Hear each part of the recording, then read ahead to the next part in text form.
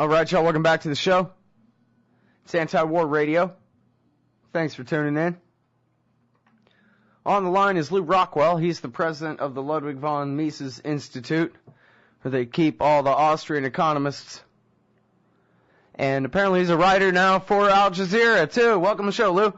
Boy, what an honor that was. I was just thrilled. I love Al Jazeera, and so to have them reprint one of my articles was just like a medal on my chest. I was thrilled.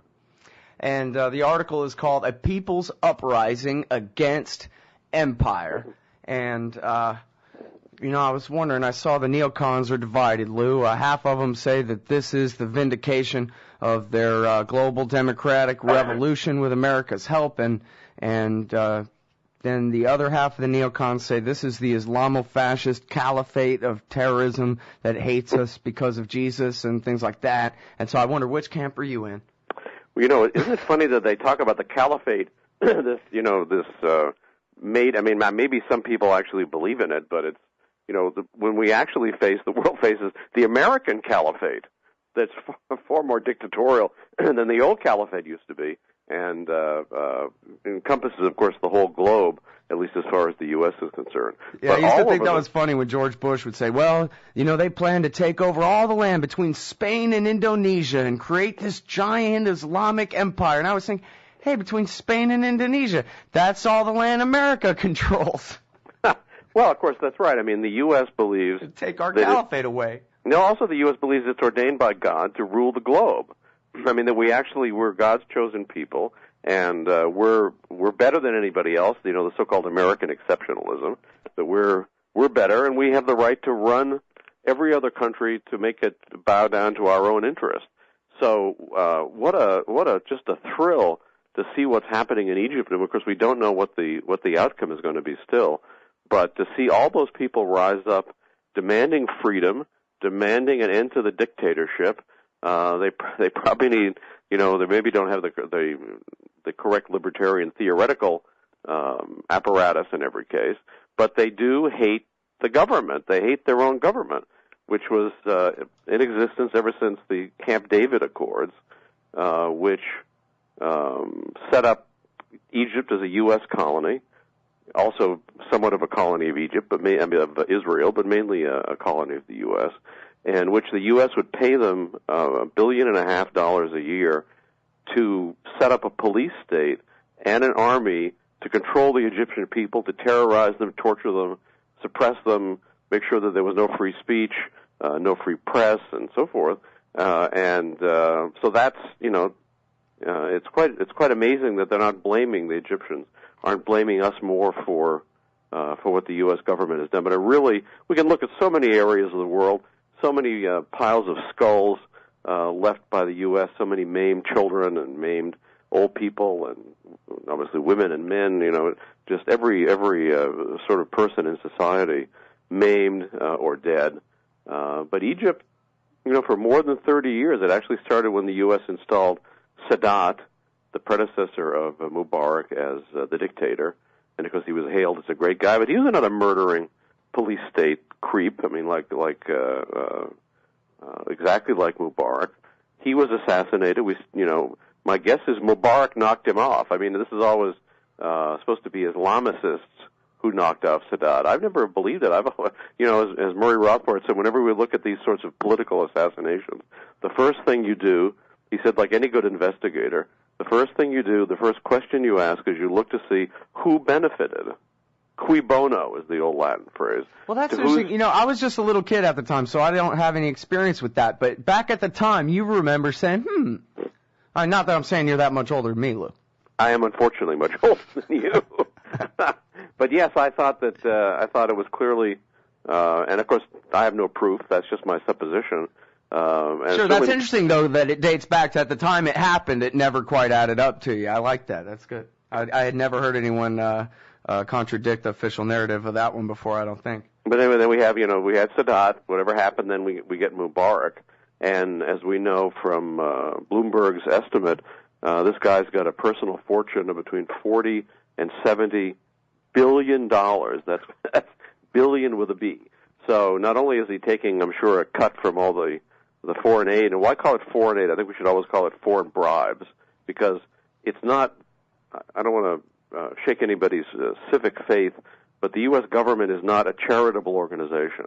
When they, quote unquote, give somebody some money, it's for purposes of control. So certainly the whole USAID operation, which is an arm of the CIA, is all about, it's another arm of imperialism, and that's always what foreign aid is. So here we've given him all this foreign aid, we've protected him, we've made sure that he was in power. Now, of course, the U.S. is claiming, we want democracy, we want a free press, free internet, and, so forth. Of course, they're just lying. I mean, Obama's lying, Bush lied. They're just, they're lying. But nevertheless, starting in Tunisia, another U.S.-installed dictator, by the way, another monster, killer, torturer, thief. I noticed when he and his wife left the country, they took with them the entire gold reserves of the country, which was, in the tons of gold. And I guess the old days dictators wanted $100 bills. Now I guess they just want gold. That tells us something about what the Federal Reserve is doing. Right, yeah, exactly. $100 bills, they're worth something today, kind of, but I'm not so sure my vault full of them would be a good investment, which goes to something that you mentioned in your article as being really at the heart of the matter here, too, which is, of course, economics, that the poorest people can't afford to put food on their family. Well, it's been the two terrible things that the U.S. the U.S. government has done many terrible things, but two terrible, horrific things it's doing right now. First of all, through it's fooling around with the corn market in order to subsidize the production of ethanol and subsidize the farmers in Iowa and all the rest. They've dramatically raised the price of corn and corn products all over the world. So this has been very, very bad for poor people. Then you have the quantitative easing, the massive money printing that the Federal Reserve did after its bubble blew up, and is continuing to do now. And one of the initial effects of this has been a vast increase in commodity prices. Well, of course, if you're poor, the commodities you're caring about are food, and at least up 24% last year. It's continuing to go up this year. There's no way to tell where it's headed. And when you've got poor people in a country like Egypt, where maybe 70 or 80% of their income is going to feed themselves and their family, it doesn't take too much of an increase in commodity prices to make fathers look at their children and think, my children are in danger of starving. When people start to feel like that, then they want something different. They want some answers, and they want to get, and thank goodness they want to get rid of the government. And how brave these people were they had none of them any weapons. There's, of course, the U.S. has seen to it that there's no right to keep and bear arms anyplace else. So there's people didn't have any weapons, maybe a baseball bat sometimes against the guns of the opposition. How brave to go out there and risk. They knew from all their whole previous life to risk torture, the destruction of their families, the confiscation of their home, their confiscation of what little few assets they had. And there were people of all sorts in society. I mean, poor working people, there were middle-class people, professionals. Also, by the way, one of the great things is the unification of the Christians and the Muslims in Egypt. Because for years there have been apparently vicious attacks by shadowy Muslim groups on the Coptic Christian churches. Most recently, a bombing just late last year. So I've always been suspicious that was the typical divide and conquer tactic of a dictator to try to keep the people separate and hating each other versus concentrating on the government. Right. He'd just restolen an election for the lower house of Parliament in November and was under a lot of pressure at that time. So, folk would make everybody hate the Christians or whatever, but the people weren't fooled. And I noticed that right after that bombing took place in a church, when that church was and all other Coptic churches were having their Christmas masses, they had Muslim young people guarding the churches. Right. Just as the Christians were guarding the Muslims during their prayers in Tahrir Square last week. All right, hold it right there. It's Lew Rockwell from the Mises Institute, Mises.org. We'll be right back. All right, y'all, welcome back to the show. It's Anti-War Radio. I'm Scott Horton. Talking with Lew Rockwell. He's the president of the Mises Institute. That's Mises.org. And he runs the great website, LewRockwell.com. That's L-E-W, Rockwell.com. And definitely check out the great blog there as well. All day long, it updates with wonderful things. Also, Lew is the author of Speaking of Liberty and Left. Oh, I guess it's the left, the right, and the state. And we were talking about the revolution in Egypt and about how Christians and Muslims, young and old, poor and middle class alike, are all taking part in this revolution.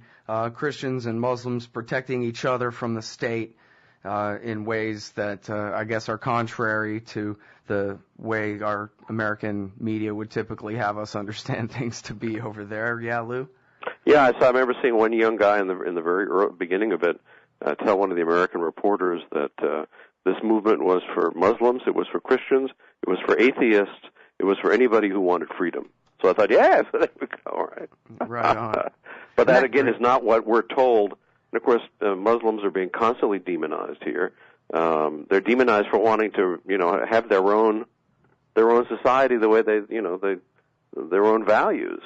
So they have to have American values, meaning they have to be subservient to the American state. I mean, we always have to remember when we hear the American government or people like the neocons that you mentioned earlier talk about democracy, they mean rule by the U.S. Because if the wrong people, quote-unquote wrong people, win an election, that's not democracy, that's, terrorism. So it has to be a puppet state. The whole world has to be a puppet. But I think the U.S. empire is cracking. I mean, it's not only what we see in Egypt and, of course, Tunisia, and still this is ongoing. This is by no means finished. There's a lot of anger in Jordan against the rotten king and his court there. There's a lot of anger in Saudi Arabia. We never hear that discussed. I've never heard it ever discussed in the media until recently, that there's actually unrest and unhappiness in Saudi Arabia. The normal thing, and of course the U.S., which is always demonizing what they call Islamic fundamentalism. Well, there's the most fundamentalist Islamic state in the world, Saudi Arabia, which doesn't seem to bother the U.S., of course, because it's a puppet state. It used to be a puppet state of Britain. It was taken over by Franklin Roosevelt during World War II as the American puppet state, and so there's great unrest. I'd like to think that in all these countries there's going to be less torture, less fear, less knocks on the door in the middle of the night, and more economic freedom. I mean, what led to this all started in Tunisia when a young man trying to feed his family and who didn't have the very expensive license to have a cart on the street to sell his fruit, and the vast bribes that you had to pay in that regime in order to get the license. He wasn't able to do it. The cops confiscated his cart and his fruit, thereby ending the economic life for himself and his family. He reacted by setting himself on fire and killing himself. Now, of course, that's not a good thing, but it was obviously a riveting thing, just as similar things were in Vietnam in earlier days. And we've had that sort of thing going on in Egypt, and I hear in other places, although the U.S. press isn't reporting it. But I think, regime change is in the air, and I hope it's in the air in D.C. too. I think it is, because the empire can't finance all this stuff. So they are about to visit us with maybe the most horrific inflation we've ever had since Civil War days. I think a lot worse than what happened during the 1970s, and that was disastrous enough. So when you have inflation of the sort that they're now engineering at the Fed and have been engineering for some time, it especially hurts poor people, old people on fixed incomes, people who live away from the imperial centers of power, and is a huge benefit, of course, to the state itself, to the big banks, the big corporations. So it's going to result in another big transfer of wealth, which is the government's prime thing in life besides killing people. So we're in for some very unfortunate economic times. So I hope, when you have that sort of thing happen, it can be a revolutionary moment. Now, it can be a revolutionary moment for bad things, or it can be a revolutionary moment towards more freedom. I must say I'm pretty optimistic. I think that Americans more and more are distrusting the government. They still, have a long way to come on the military and war issues, unfortunately, which, along with the Fed, is the most important thing there is. But I think the fact that the empire can't finance all this stuff is going to lead to much less support by Americans for the wars. I mean, these wars which nobody thought cost anything because they were just printing up the dough, Iraq, Afghanistan, Yemen, Pakistan. They're killing, of course, many, many people in Pakistan. But there's another place where there's huge unrest because of what the U.S. is doing there. So they're not going to be able to fund it. So we're living in the end times of the empire, I think. And so it's a great opportunity for anybody who cares about individual freedom, anybody who cares about economic prosperity, free enterprise, sound money, all the kinds of ideals that libertarians stand for. This can be our moment, and we better seize it. Mm-hmm. Well, my favorite part of this whole thing, Lou, is the irony, where, you talked about American values means submitting to American rule, but really, no, American values are libertarian values, and that's the answer to the question, which way do we go from here? Is it going to get better or worse? It depends on what we believe, and it's just so easy to imagine America not being an empire, and America being on the side of the people of Egypt from afar, like John Quincy Adams saying, good luck to the Greeks, but we're not going to help you. And, that's how to spread American values, would be to really be the light of liberty for these people to follow. And yet we're the ones who are our government's conspiring. Bush can't go to Switzerland because he's scared he'll be indicted for conspiring with Hosni Mubarak to torture people. I'm not for anybody being jailed, even George Bush, but I somehow wouldn't have minded it. Arrested and put in the pokey for a while. Yeah, it's too bad he got the leak of the indictment. They should have waited till he got there and nabbed him. So that was a great moment. He shouldn't be able to travel any place. He should be subject to arrest everywhere because, of course, he is a major league war criminal and proud of all the torture that he inflicted on people. So he's a very bad man. But then, of course, he was an American president. That sort of means you're a very bad man. Yeah. Well, it's just too bad to me.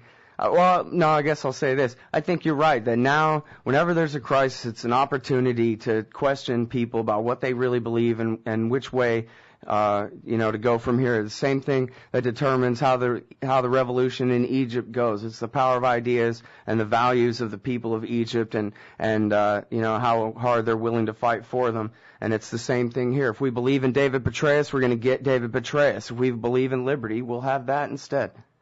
Well, we might also take a look at the Declaration of Independence, and of course the part that I'm about to mention is never quoted. But what the Declaration of Independence is about as if a people have been subjected to a long train of abuses and usurpations by the government ruling over it, they have the right to overthrow that government. That's a natural human right to overthrow the government.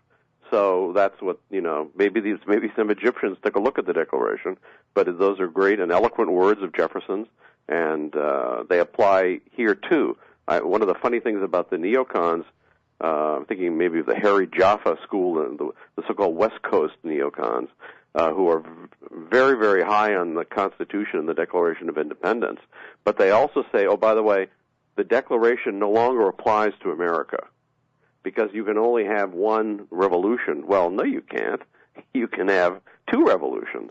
We've actually had a number of revolutions in this country, all of them towards more government since the 18th That's just funny, century. too, because what he's really doing is he's overthrowing the idea that is the core value that we'd like to see exported, is the idea that human beings are born free. If there's a state at all, of course we could argue about this, if there's a state at all, its excuse for existing is that the people created it to be their security force to protect their rights. As you said, as it says in the Declaration of Independence, then if it's the violator of their rights, it's their duty to overthrow it.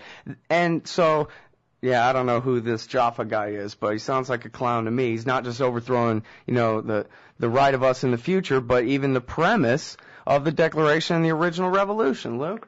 Well, in one of the last letters he wrote before his death, Jefferson talked about how there were two schools of thought, those who believed that freedom was a natural right of individuals, and those who believed that mankind was born with saddles on their back and they were the select minority born with boots and spurs. Well, we don't accept that sort of thing. And even poor Jefferson, of course, was not as consistent as he should have been on that exact topic. But what he said was correct. What it says in the Declaration is right. We are born free. We are everywhere in chains. We need to cut those chains. And I think and hope that the Egyptian people will do it. I think and hope that there will be no more foreign bribes to the military and the police state in Egypt, with all the blood on the hands of the U.S. government in many, many areas. But what they've done in Egypt is just so despicable. And let's fight for an end to it. Everybody, that's Lew Rockwell. He's the president of the Ludwig von Mises Institute. He's the author of The Left, the Right, and the State, and he keeps the most important libertarian website that exists, LewRockwell.com, at LewRockwell.com. Thanks very much for your time, Lew. Appreciate it. Thank you, Scott.